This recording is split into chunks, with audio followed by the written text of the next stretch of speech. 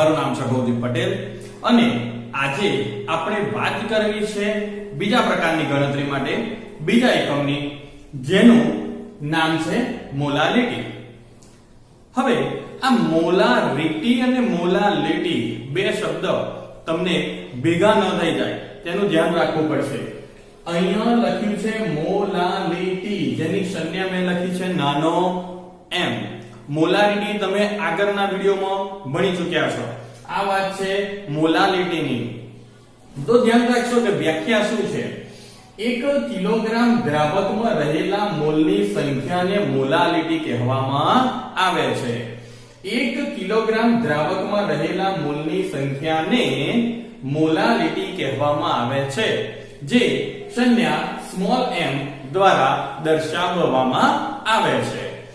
આ વાત થઈ વ્યાખ્યા અને સંજ્ઞાની. બોર્ડ ઉપર આપ જોઈ રહ્યા છો કે મેં સંજ્ઞા સીધી લખી દીધી. હવે આપ લખી શકો છો.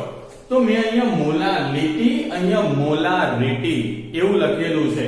આને તમે જો પૂર્ણતઃ લખવા જશો તો આપણે આને શું લખવાના છીએ? મોલાલિટી.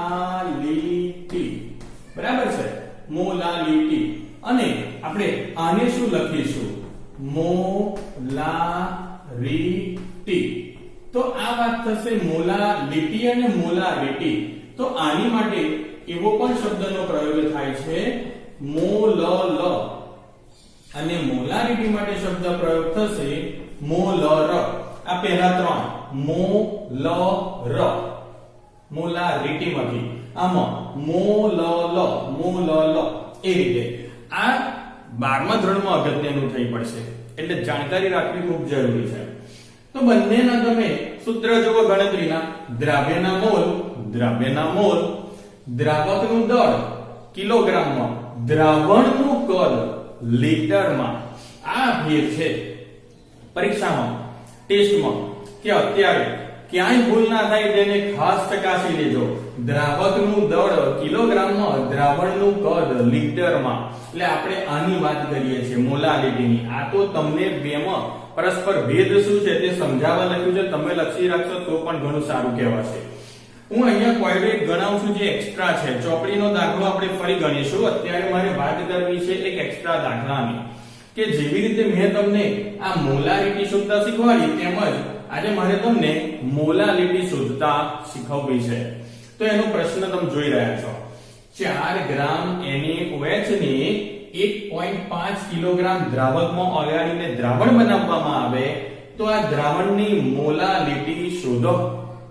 એટલે તમે સમજી ગયા છો કે ગયા વખતે આપણને અહીંયા 250 ml એવું કદ આપ્યું હતું લીટરમાં, જે અત્યારે 1.5 કિલોગ્રામ થઈ ગયું છે. કેમ કે તે વખત આપણે કદ જોઈતું હતું લીટરમાં, અત્યારે દળ જોઈએ છે કિલોગ્રામમાં. તેના સ્વાભાવિક એકમમાં કદ તો લીટરમાં, દળ તો કિલોગ્રામમાં, એટલે કિલોગ્રામ છે અહીંયા. બરાબર. તો સૌપ્રથમ મેં શું કહ્યું હતું તમને કે જે આપેલું છે તે લખવું પડશે. આપણે આપેલું શું છે? NaOH નું દળ કેટલું આપ્યું છે? 4 ગ્રામ. NaOH નું મોલર દળ તમે ઉપર એક કોષ્ટક જોઈ રહ્યા છો. આ કોષ્ટકમાં અહીંયાથી NaOH નું દળ આપણે લીધું 40. આમ તો બધા તમારે મોઢે કરવાના છે, આગળ વિડિયોમાં ગણાવેલા છે. હોમવર્ક પણ આપ્યું હતું, તમે કોષ્ટકમાં બધા લખવા પણ કહ્યું હતું જ મેં.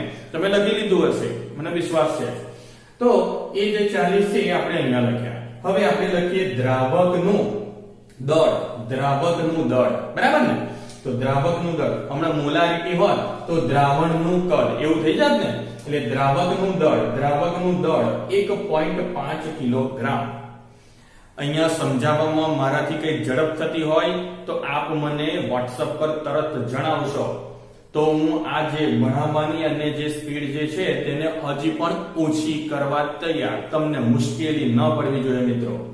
તો દ્રાવકનું દળ 1.5 કિલોગ્રામ. આ બધું તો મેં તમને લખતા શીખવાડેલું જ છે. તો હવે મારે વાત કરવી છે અહીંયા NaOH ના મોલની, કારણ કે મારે જોઈશે મોલ અને દળ. મોલ અને દળ. મોલ હું લઈ લઉં અહીંયાથી. તો NaOH નું દળ છેદમાં NaOH નું મોલર દળ. દળ કેટલું છે? 4 ગ્રામ. મોલર દળ કેટલું છે? 40 એકમ. U તો 4/40 એટલે 1/10 એટલે 0.1 મોલ. મોલ મળી ગયા આપણને. તમને યાદ હશે કે આપણને 250 ml આપ્યા હતા તો આપણે એને લીટરમાં ફેરવ્યા હતા, પણ અહીંયા તો સીધા કિલોગ્રામમાં આપ્યા છે એટલે આપણે ફેરવવાની જરૂર નથી. દાખલા તરીકે અહીંયા 1500 ગ્રામ હોય, 1500 ગ્રામ, તો સીધો જ ભાગાકાર 1000 થી કરી દેવાનો. જેમ કે 250 હતા તો ભાગાકાર 1000 થી કર્યો તો 0.25 થઈ ગયા. એટલે એક વસ્તુ યાદ રાખજો, લીટર એટલે કે ml માંથી લીટરમાં આપવું છે, ml માંથી યાદ રાખો ભાઈ, ml માંથી લીટરમાં આપવું છે કે ગ્રામમાંથી કિલોગ્રામમાં આપવું છે. ભાગાકાર 1000 થી કરી દેવાનો, ભાગાકાર 1000 થી કરી દેવાનો, સીધું લખી દેવાનું કે ભાઈ અહીંયા 1500 ગ્રામ બરાબર 1.5 કિલોગ્રામ, એવું સીધું લખી દેવાનું. અથવા તો 250 ml બરાબર 0.25 લીટર, અહીંયા તમે લખી શકતા હતા, અહીંયા લખી દઉં આપણે કે દ્રાવણનું કદ બરાબર 250 ml બરાબર 0.25 લીટર, એવું સીધું અહીં લખી દેવાય. દાખલા પર પાછા જઈશું. મોલ શોધતા દરેકને આવડે છે અને મોલાલિટીનું સૂત્ર કે મોલાલિટી એની સંજ્ઞા અહીંયા હું લખી લઉં ફરી, કારણ કે તમે વારંવાર લખશો તો તમને યાદ રહી જશે. સ્મોલ m દ્રવ્યના મોલ છેદમાં દ્રાવકનું દર કિલોગ્રામમાં, અને અહીંયા દ્રવ્યના મોલ 0.1 થાય છે અને દ્રાવકનું દર કિલોગ્રામમાં 1.5. જો આનો ભાગાકાર તમે કરશો તો તમને અહીંયા જવાબ મળશે 0.066 અને એકમ લખી દઈશ નાનો m અને જવાબને બોક્સમાં મૂકી દઈશ મોલાલિટી.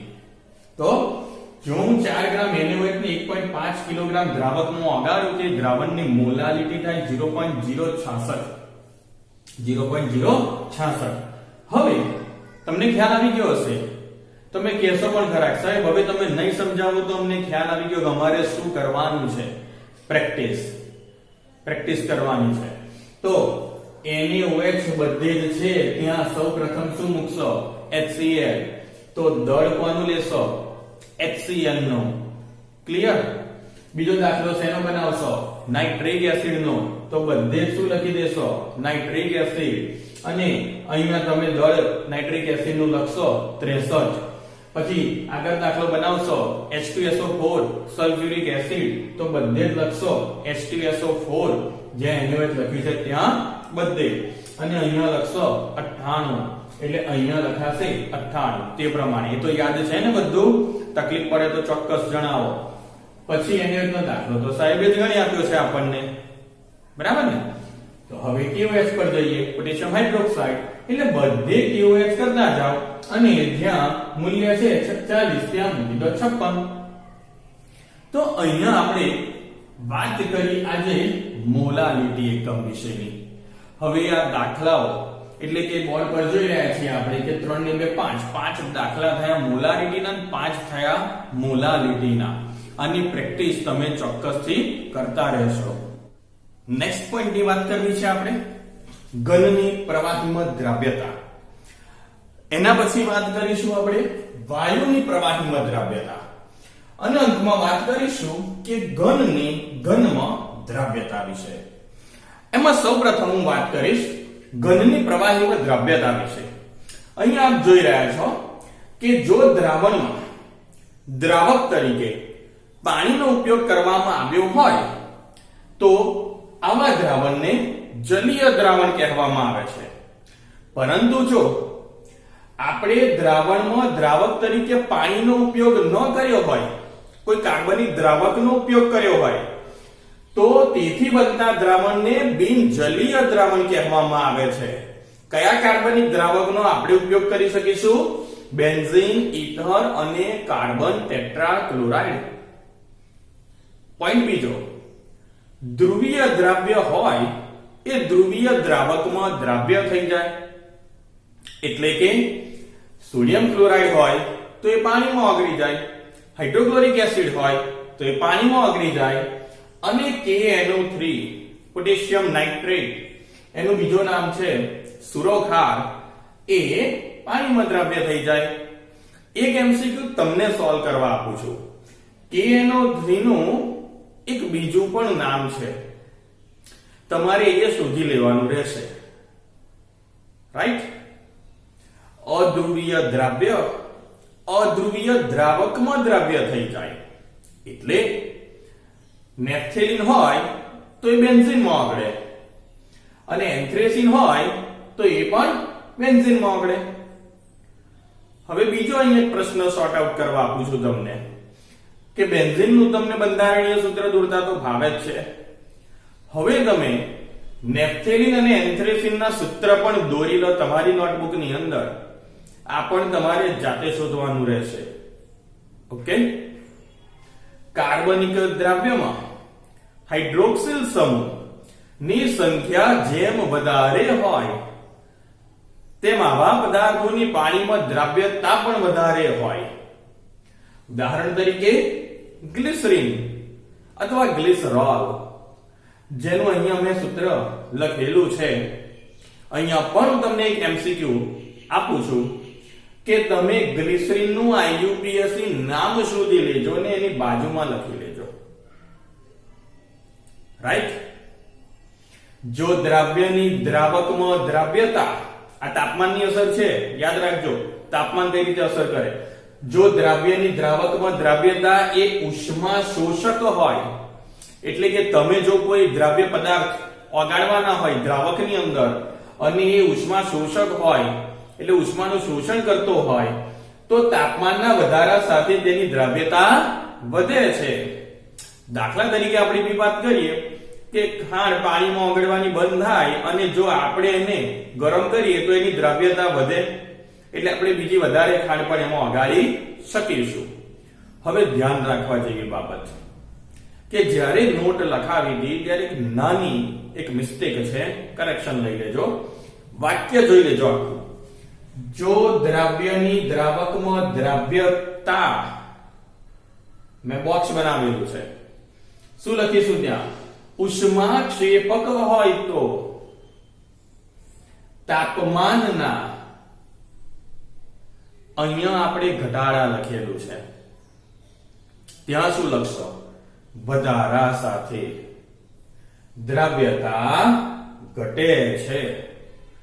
તો અહીંયા કયો શબ્દ કરશો? ઉષ્માક્ષેપક.